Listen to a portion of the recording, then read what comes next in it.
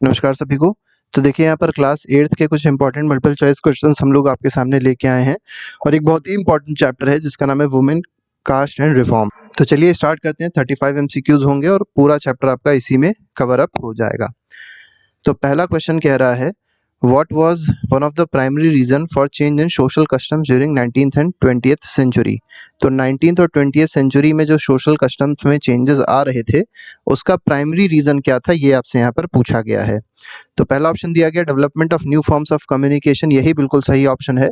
अब new form of communication का मतलब क्या है, जैसे न्यूज़पेपर्स डेवलप हो गए थे, पैम्फलेट्स के बारे में डेवलपमेंट होने लग गया था, मतलब पैम्फलेट्स छपने लग गए थे और उन पैम्फलेट्स को बहुत सारे लोग पढ़ने लग गए थे। अब जब पढ़ते हैं लोग तो क्या होता है, एक रैशनल थॉट डेवलप होता है। तो इस वजह से जो सोशल कस्टम्स था वहाँ पर चेंजेस देखे जा रहे थे 19th और 20th सेंचुरी में। ये इसका आंसर सही हो जाएगा।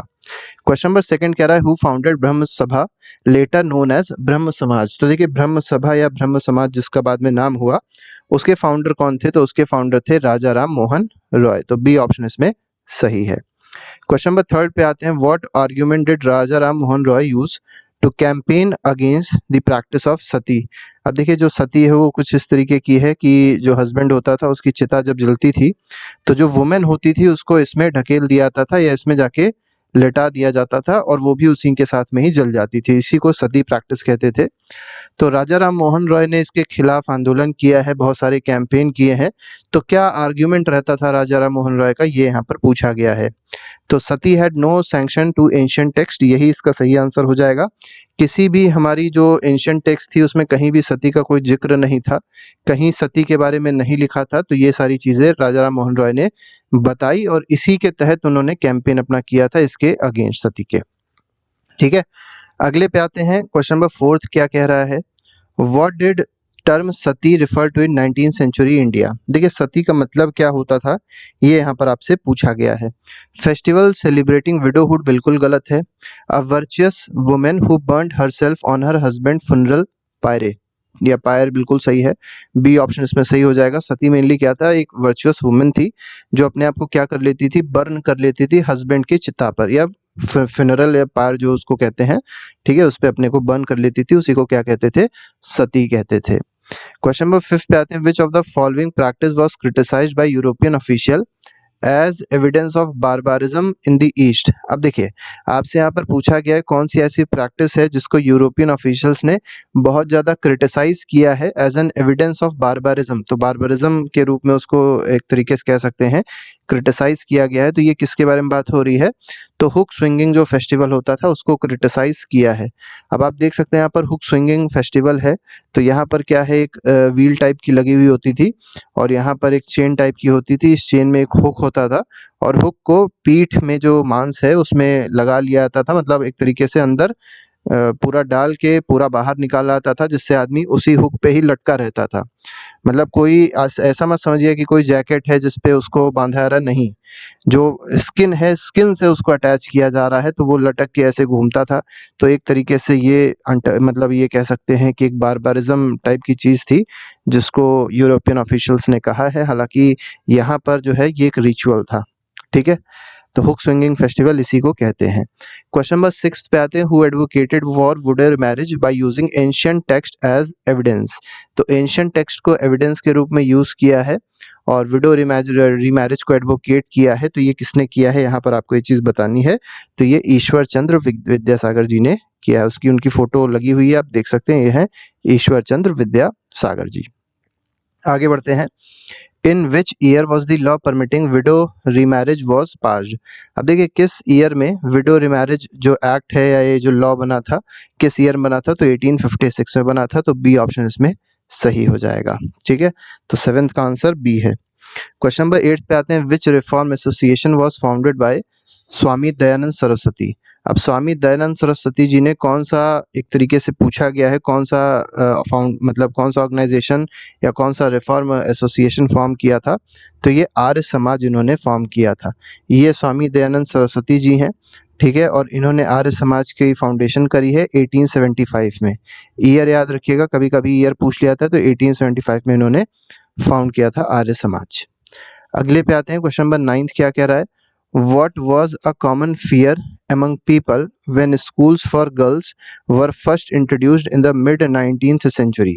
अब देखिए कॉमन फियर क्या था लोगों में जब गर्ल्स के लिए स्कूल एक तरीके से इंट्रोड्यूस किया गया था 19th सेंचुरी के मिड में, ये आपसे यहाँ पर पूछा गया है। ठीक है, पहला ऑप्शन दिया गया schools would make girls reject religion, बिल्कुल गलत है। Schools would corrupt girls by exposing them to public spaces, ये ऑप्शन इसमें बिल्कुल सही है। ठीक है, तो बी ऑप्शन इसमें सही हो जाएगा। क्वेश्चन नंबर 10th पे आते हैं। 10th कह रहा है which notable women started school for Muslim girls in Patna and Calcutta. अब देखिए पटना और कलकत्ता में बहुत सारी ऐसी वुमेन थी जिन्होंने स्कूल से स्टार्ट किए, लेकिन सबसे पहले जिन्होंने स्टार्ट किया था वो है रुकैया शेखावत हुसैन जी, तो इसमें बी ऑप्शन जो है वो सही हो जाएगा। ठीक है, तो ये बेगम है। ठीक है, तो इसीलिए ये बहुत ज़्यादा फेमस हुई थी और इन्होंने एक बहुत बड़ा काम उस समय किया था।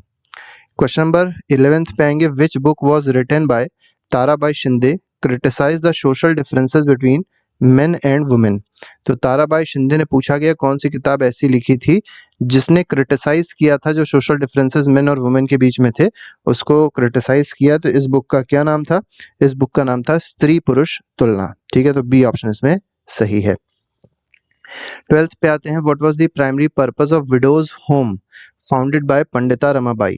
अब देखिए रमाबाई ने क्या किया था? विडो होम फाउंड किया था। ठीक है, इसका फाउंडेशन किया था। अब आपको बताना है इसका प्राइमरी पर्पस जो था वो क्या था। ठीक है, तो पहला दिया गया to educate women in Sanskrit, गलत है। To provide shelter and economic training to widows, ये बिल्कुल सही है। ठीक है, तो ये है पंडिता रमाबाई, इनके बारे में भी याद रखिएगा। इन्होंने भी वुमेन्स एजुकेशन के लिए, विडो के लिए बहुत सारा काम किया है और उसमें एक यही काम है जिसमें इन्होंने विडो होम इस्टेब्लिश किया था, जिसमें ये उनको शेल्टर प्रोवाइड करती थी और इकोनॉमिक ट्रेनिंग देती थी जिससे वो कुछ पैसे वैसे कमा सके। आगे बढ़ते हैं। क्वेश्चन नंबर 13 क्या कह रहा है? When was child marriage restraint act passed. अब देखिए चाइल्ड मैरिज रिस्ट्रेंट एक्ट कब पास हुआ था? ये 1929 में पास हुआ था। अब इसमें क्या है कि जो चाइल्ड मैरिज होती थी उसको एक तरीके से उसके रोकथाम के लिए इसको पास किया गया था, क्योंकि आपको पता होगा पहले 8 साल 9 साल की जो बच्चियां होती थी उनकी भी शादी कर दी जाती थी और अपने से डबल से ट्रिपल एज के पुरुषों के साथ करी जाती थी। ये और बड़ी खराब कंडीशन रहती थी वुमेन के साथ में। आगे बढ़ते हैं। आगे देखिए क्वेश्चन नंबर 14 क्या कहा गया? Which reform organisation worked towards the abolition of caste in Bombay in 1840। अब देखिए आपको पूछा गया है कौन सा ऐसा रिफॉर्म ऑर्गेनाइजेशन है जो एबॉलिशन ऑफ कास्ट के लिए जिसने काम किया है बॉम्बे में। 1840 की बात यहाँ पर हो रही है। ठीक है, तो ये जो है ये है परमहंस मंडली, तो यहाँ पर सी ऑप्शन जो है ये सही हो जाएगा। याद रखिए कहाँ का है ये ऑर्गेनाइजेशन? बॉम्बे में एस्टेब्लिश हुआ था।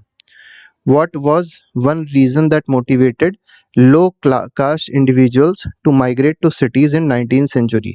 अब देखिए 19th century में जो लो कास्ट के लोग थे वो माइग्रेट करके सिटीज़ में जा रहे थे। अब क्योंकि सिटीज़ में काम आ गया था, एक तरीके से इकोनॉमिक अपॉर्चुनिटी आ गई थी, ये सब चीज़ें तो थी ही थी, लेकिन विलेजेस में सबसे बुरी चीज़ क्या थी कि कास्ट बेस्ड ऑपरेशन बहुत ज़्यादा हो रहा था, तो इससे बचने के लोग शहर जा रहे थे। तो बी ऑप्शन इसमें सही हो जाए, क्योंकि यहाँ पर शहरों में कास्ट बेस्ड ऑपरेशन उतना नहीं था एज कम्पेयर टू विलेजेस। ठीक है, आगे बढ़ते हैं। क्वेश्चन नंबर 16 पे आते हैं। The father of doctor B R Ambedkar worked as a. अब देखिए डॉक्टर बी आर अम्बेडकर के जो फादर थे वो क्या काम करते थे? तो एक आर्मी स्कूल में वो टीचर थे, तो यहाँ पर सी ऑप्शन बिल्कुल सही हो जाएगा। 17th पे आते हैं। What was the policy of for untouchable students in government school in Bombay presidency as late as 1829। तो देखिए 1829 की बात हो रही है, तो वहाँ पर मतलब 1829 के टाइम पर बॉम्बे प्रेसिडेंसी में जो अनटचेबल स्टूडेंट्स होते थे उनके लिए सरकार की क्या पॉलिसी थी, ये यहाँ पर आपको बताना है। ठीक है, तो सरकार की पॉलिसी बहुत अच्छी नहीं थी, लेकिन फिर भी they were allowed to sit in veranda and listen to lessons. मतलब उनको जो मेन क्लासरूम होता था उसके अंदर नहीं बैठने दिया जाता था, वो क्या करते थे वरांडा में या बरामदे में बैठकर, मतलब बाहर जो रास्ता होता है वहाँ बैठ के क्लास करते थे, लेसन्स को समझते थे, सुनते थे। इस तरीके से डॉक्टर बी आर अम्बेडकर ने भी पढ़ाई करी है। ठीक है, तो ख़राब कंडीशन तो थी ही थी, चाहे कोई माने चाहे ना माने, लेकिन अब बहुत सारी चीज़ें जो हैं वो सुधर चुकी हैं और सरकार अच्छे-अच्छे प्रयास लगातार करती जा रही है। ठीक है, और सोसाइटी में भी बदलाव आया है, ये भी निश्चित बात है। क्वेश्चन नंबर 18 पे आते हैं, who founded the Satnami movement in central India. अब देखिए सतनामी मूवमेंट जो है सेंट्रल इंडिया में वो किसने फाउंड किया था, ये यहाँ पर पूछा गया है। तो सतनामी मूवमेंट के जो लीडर हैं वो गुरु घासीदास हैं। ए ऑप्शन इसमें सही हो जाएगा। 19th पे आते हैं, what did Shri Narayan Guru famous statement ओरू जाति ओरू मातम ओरू दैवम मनुष्यम मीन। तो देखिए यहाँ पर एक स्टेटमेंट दिया गया है जो श्री नारायण गुरु ने दिया था, जिसका नाम है ओरू जाति ओरू मातम ओरू दैवम मनुष्यम। इसका मतलब क्या है ये यहाँ पर आपसे पूछा गया। तो देखिए ओरू जाति का मतलब है वन कास्ट, तो ओरू मतलब होता है वन, ठीक। इसके बाद ओरू मातम का मतलब है वन रिलीजन, तो यहाँ पर वन रिलीजन होएगा, ठीक है। तो ओरू दैवम का मतलब हो जाएगा one God for human kind. तो इसमें बी ऑप्शन जो है वो बिल्कुल सही है। क्वेश्चन नंबर 20th पे आते हैं, what association did Jyotiba Phule found to propagate caste equality. अब देखिए ज्योतिराव फुले या ज्योतिबा फुले जो थे उन्होंने कास्ट इक्वालिटी के लिए बहुत काम किया है, और उसमें एक बहुत बड़ा काम यह है कि उन्होंने एक एसोसिएशन भी फाउंड किया था जिसका नाम था सत्यशोधक समाज। तो ये है ज्योतिबा फुले जी, इनके बारे में भी थोड़ा सा याद रखिएगा। What book did Jyotiba Phule write in 1873। अब देखिए 1873 में क्या था कि ज्योतिबा फुले जी ने एक किताब लिखी थी। अब पूछा गया इस किताब का टाइटल क्या था, तो इसका नाम था गुलामगिरी, और गुलामगिरी का मतलब क्या होता है, स्लेवरी, ठीक है। किसके बारे में बात कर रहे हैं, तो ये जो लोअर क्लास के लोग थे उनके बारे में बात हो रही है, क्योंकि वही उस समय सबसे बड़े गुलाम हुआ करते थे अपर क्लास लोगों के। To whom did Phule dedicate his book Gulamgiri. अब देखिए गुलामगिरी बुक जो है इन्होंने किसको डेडिकेट करी है, ये यहाँ पर पूछा गया। इंडियन सोशल रिफॉर्मर्स को नहीं डेडिकेट करी है, सत्यशोधक समाज के मेंबर्स को भी नहीं डेडिकेट करी है, American who fought to free slaves, इस पे इन्होंने बुक को डेडिकेट किया है, क्योंकि अमेरिकन रिवोल्यूशन हुआ था और वहाँ पर स्लेवरी को ख़त्म किया गया। तो इसी पे ही अपनी बुक को इन्होंने इसी पर ही डेडिकेट कर दिया था। क्वेश्चन नंबर 23 पे आते हैं। 23 देखिए क्या कह रहा है, what was one of the Jyotiba fullest की आर्ग्यूमेंट अबाउट द आर्यंस। अब देखिए आर्यंस को लेके ज्योतिबा फुले जी का क्या आर्ग्यूमेंट था, ये यहाँ पर आपको बताना है। तो पहला दिया गया, आर्यन जो थे they were original inhabitants of India, गलत है। दूसरे में कहा गया they brought civilization to India, ये भी गलत है। थर्ड बिल्कुल सही कह रहा है, they were foreigners who subjugated the indigenous people. तो देखिए ज्योतिबा फुले जी क्या मानते थे कि जो आर्यंस थे वो फॉरेनर्स थे, मतलब बाहर से आए थे, और उन्होंने यहाँ के जो देसी लोग थे, इंडिजिनियस लोग थे, उनको मार पीट करके अपने अंडर कर लिया था, सब्जुगेट कर लिया था। आगे बढ़ते हैं, क्वेश्चन नंबर 24 देखेंगे। 24th क्वेश्चन देखिए क्या कह रहा है, what was the main focus of Satyashodhak Samaj founded by फुले। अब देखिए मेन फोकस जो सत्यशोधक समाज का था वो क्या था, जो फुले जी ने फाउंड किया था, ये यहाँ पर आपको बताना है। तो एबॉलिशन ऑफ अनटचेबिलिटी जो है ये मेन फोकस नहीं था, मेन फोकस क्या था, कास्ट इक्वालिटी होनी चाहिए, सोशल रिफॉर्म होना चाहिए। तो यहाँ पर बी ऑप्शन जो है वो सही हो जाएगा। क्वेश्चन नंबर 25 पे आते हैं। 25th क्वेश्चन क्या कह रहा है, which two leaders continued the movement for caste reforms in 20th century. कौन से ऐसे दो लीडर्स थे जिन्होंने मूवमेंट को एक तरीके से कंटिन्यू रखा कास्ट रिफॉर्म को लेके, ठीक है, 20th सेंचुरी में, ये यहाँ पर आपको बताना है, ठीक है। तो कास्ट रिफॉर्म को लेके डॉक्टर बी.आर. अम्बेडकर तो आगे थे ही थे, और साथ ही साथ ई.वी. रामास्वामी नायकर भी आगे थे। इन्हीं को एक और नाम दिया गया है, पेरियार भी इन्हीं को कहा जाता है। आपने पेरियार नाम की एक नदी भी सुनी होगी जो केरला में है, तो इन्हीं के ही नाम के रिस्पेक्ट में रखी गई, इन्हीं के रिस्पेक्ट में रखी गई है। तो इन्होंने क्या किया है, तो जो कास्ट रिफॉर्म्स हैं उससे रिलेटेड बहुत सारे मूवमेंट इन्होंने किए हैं। पेरियार जी की जो फोटो है वो ये बनी हुई है, आप इनको देख सकते हैं, ठीक है। शक्ल सूरत से बहुत सुंदर नहीं होते हैं ऐसे लोग, जो महान लोग होते हैं शक्ल सूरत से थोड़े से आपको कम ही सुंदर दिखेंगे, लेकिन उनके काम बहुत सुंदर होते हैं, जिससे उनको पूरी दुनिया हमेशा याद करती है, ठीक है। तो जो लोग थोड़े से कम सुंदर हैं शक्ल सूरत में, वो इस चीज़ को थोड़ा सा ध्यान रखेंगे कि हो सकता है भगवान ने उनके कोई बहुत बड़ा काम दिया हो करने के लिए, इसलिए उनको ऐसा बनाया है। तो ये एक छोटी सी हमारी सोच है, जिसको आप माने तो भी ठीक, ना माने तो भी ठीक। आगे बढ़ते हैं, क्वेश्चन नंबर 26 पे आते हैं। What was one of the childhood experience of Ambedkar that highlighted caste prejudice. अब देखिए यहाँ पर पूछा गया है कि चाइल्डहुड एक्सपीरियंस ऐसा कौन सा था डॉक्टर बी.आर. अम्बेडकर का, जो मतलब जिसको इन्होंने हाईलाइट किया है एक तरीके से कास्ट प्रेजुडिस के रूप में, ठीक है, तो कास्ट प्रेजुडिस जो दिखाई पड़ता है, इनका ऐसा कौन सा चाइल्डहुड एक्सपीरियंस था जिसमें कास्ट प्रेजुडिस दिखाई पड़ता है अम्बेडकर जी के बारे में, मतलब ऐसा अम्बेडकर जी का कौन सा चाइल्डहुड एक्सपीरियंस था, ये पूछा गया है। Being denied education in school, नहीं तो ये तो गलत है, एजुकेशन तो दिया गया था इनको, लेकिन दिक्कत क्या थी कि sitting outside the classroom on the ground. ठीक है, तो क्लासरूम के बाहर बैठाया जाता था इनको और ग्राउंड में बैठाया जाता था, फिर भी सोचिए पढ़ लेते थे। तो बहुत बड़ी बात है, इतना पेशेंस होना, इतना टॉलरेंस होना बहुत बड़ी चीज़ है। In which year did Ambedkar start the temple entry movement? Temple entry movement Ambedkar ji ने कब स्टार्ट करी है, यहाँ पर आपको बताना है, तो 1927 में स्टार्ट की है। क्वेश्चन नंबर 28 पे आते हैं, इसमें कहा गया who founded self respect movement.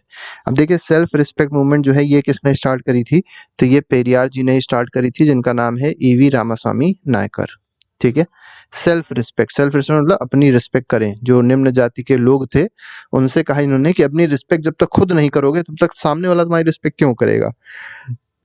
और सही बात भी है, पहले सेल्फ रिस्पेक्ट जरूरी है, तब कोई दूसरा आपकी रिस्पेक्ट करता है। क्वेश्चन नंबर 29 पे आते हैं, according to Periyar untouchables were the true upholders of which culture. तो पेरियार क्या मानते थे, जो अनटचेबल्स थे वो कौन से कल्चर के ट्रू अपहोल्डर्स थे, ये यहाँ पर आपको बताना है।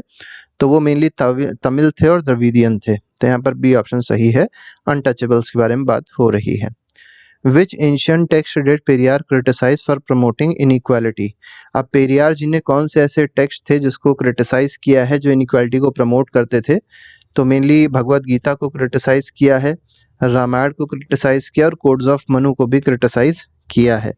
अब ऐसा आप मान भी सकते हैं कि भगवत गीता में ऐसा कुछ नहीं लिखा है, रामायण में ऐसा कुछ नहीं लिखा है, लेकिन बहुत सारी चीज़ें ऐसी हैं जो इनइक्वालिटी को शो करती हैं। अब वो इनइक्वालिटी जरूरी नहीं है केवल क्लास इनइक्वालिटी हो, वो जेंडर इनइक्वालिटी भी हो सकती है। ठीक है, क्वेश्चन नंबर 31 पे आते हैं, what was the main objective of ब्रह्म समाज फाउंड इन 1830। अब तो ब्रह्म समाज के बारे में पूछा गया है, जो 1830 में बना था, उसका मेन ऑब्जेक्टिव क्या था। तो ब्रह्म समाज का मेन ऑब्जेक्टिव आपसे पूछा गया इस क्वेश्चन में, वो क्या था, तो पहला दिया गया प्रमोट आइडल वर्शिप, ये गलत है। दूसरा दिया गया प्रोहिबिट आइडल्टरी। ठीक है, तो आइडल मतलब आइडल्टरी को ऐसे समझ सकते हैं, ये एक तरीके से मूर्ति पूजा, इसको प्रोहिबिट करता था, बिल्कुल ठीक है। सैक्रिफाइस को प्रोहिबिट करता है वाइल इनकरेजिंग रिलीजियस टॉलरेंस, ये बात बिल्कुल सही है, तो बी ऑप्शन इसमें बिल्कुल सही हो जाएगा, ब्रह्म समाज का मेन ऑब्जेक्टिव यही था। 32 में कहा गया who initiated young Bengal movement. अब यंग बंगाल मूवमेंट को किसने इनिशिएट किया था या किसने स्टार्ट किया था, तो हेनरी विवियन डेरोजियो जी ने स्टार्ट किया था, तो यहाँ पर सी ऑप्शन सही है। चलिए आप लोग कमेंट बॉक्स में लिख के बताइएगा किस ईयर में स्टार्ट किया था इन्होंने, ये यहाँ पर आपको बताना है। ठीक है, क्वेश्चन नंबर 32 पे आते हैं, the Ramakrishna mission named after Ramakrishna Paramahansa was established by. तो रामकृष्ण मिशन किसने, तो इसमें मेनली पूछा गया है कि जो रामकृष्ण मिशन है वो किसने स्टार्ट किया था, तो स्वामी विवेकानंद जी ने स्टार्ट किया था, ए ऑप्शन बिल्कुल सही हो जाएगा। इनकी फोटो सबको पता होगी, इनके बारे में सबको पता होगा, थोड़ा बहुत नहीं पता हो तो थोड़ा पढ़ लीजिएगा, इनके बारे में बहुत ही इंपॉर्टेंट पर्सनैलिटी है ये। ठीक है, इंटेलेक्चुअल है, बहुत ही इंपॉर्टेंट भारत की, इसीलिए इनके बारे में थोड़ा पता होना चाहिए। What was key focus of the प्रार्थना समाज established in 1867 at बॉम्बे। अब देखिए प्रार्थना समाज जो बना था 1867 बॉम्बे में, उसका मेन फोकस क्या था, ये यहाँ पर आपको बताना है, किस चीज़ पे वो फोकस करता था। तो promote widow remarriage and women's education, इसको प्रमोट करता था मेनली। तो दो चीज़ों को प्रमोट करता था, विडो रीमैरिज को प्रमोट करता था और वुमेन एजुकेशन को भी प्रमोट करता था, क्या, प्रार्थना समाज। अगले पे आएंगे, अगला क्वेश्चन देखेंगे, अगले क्वेश्चन देखिए क्या कहा गया।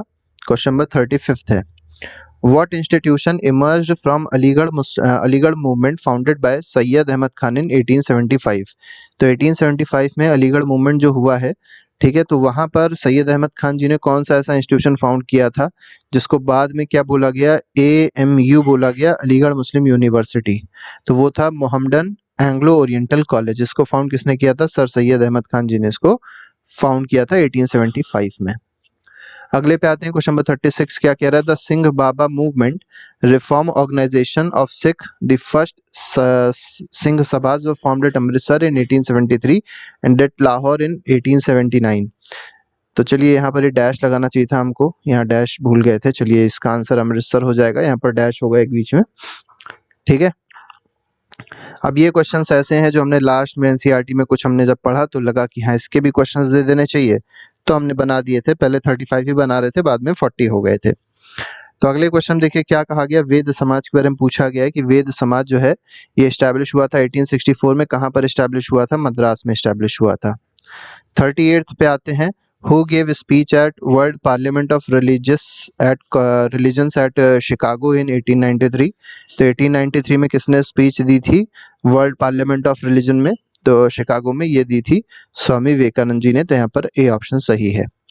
39 में कहा गया Keshab Chandra Sen one of the main leaders of dash, यहाँ पर डैश होना चाहिए था, गलती से ब्रह्म समाज पहले से ही लिख गया है, तो डैश होगा, तो इसका आंसर क्या हो जाएगा, ब्रह्म समाज हो जाएगा। लास्ट क्वेश्चन भी देख लीजिए, स्त्री पुरुष तुलना बुक वाज रिटन बाय, तो अभी हमने बताया था आपको ताराबाई शिंदे इसका सही आंसर होगा, तो सी ऑप्शन इज करेक्ट। तो इस तरीके से इंपॉर्टेंट क्वेश्चंस थे जो हम लोग ने डिस्कस किए। इसके अलावा हर एक चैप्टर के एमसीक्यूज पहले से ही पड़े हुए हैं प्लेलिस्ट में, आप जाके देख सकते हो, अपना रिवीजन अच्छे से कर सकते हैं। अच्छा लगा हो वीडियो तो लाइक जरूर करिएगा और चैनल को सब्सक्राइब करिएगा। अभी के लिए फिलहाल नहीं, thank you very much, good bye, Jai Hind.